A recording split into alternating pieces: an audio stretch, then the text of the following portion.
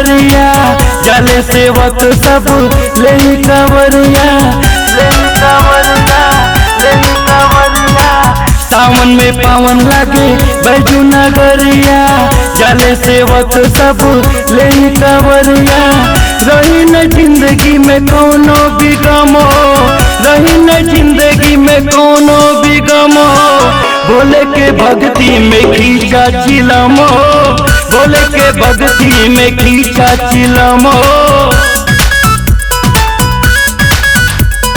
खींचा चिलम हो।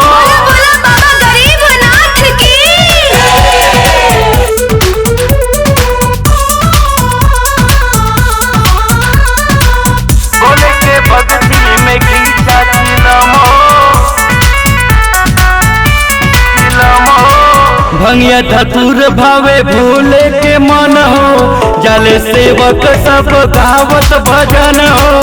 भंगिया धतूर भावे भोले के मन हो, जले सेवक सब गावत भजन हो, गावत भजन हो, गावत भजन हो। भंगिया धतूर भावे भोले के मन हो, जले सेवक सब गावत भजन हो। भंगिया धतूर भावे भोले के मन हो, जले सेवक सब गावत भजन हो। बढ़ल रही देहिया में दम हो, बढ़ल रही देहिया में दम हो, भोले के भक्ति में खींचा चिलम हो, भोले के भक्ति में खींचा चिलम हो, खींचा चिलम हो।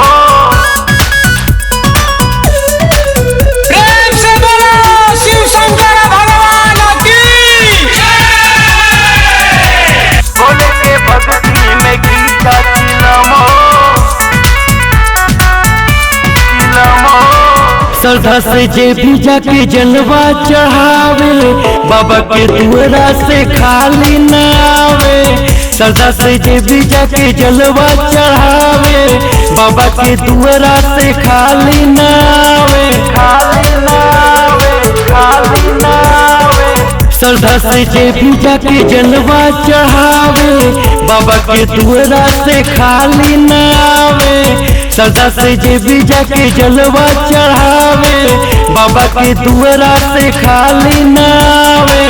बबलू मोरा विजयी बोल बम हो, बबलू मोरा विजयी बोल बम हो, भोले के भक्ति में खींचा चिलम हो, भोले के भक्ति में खींचा चिलम हो।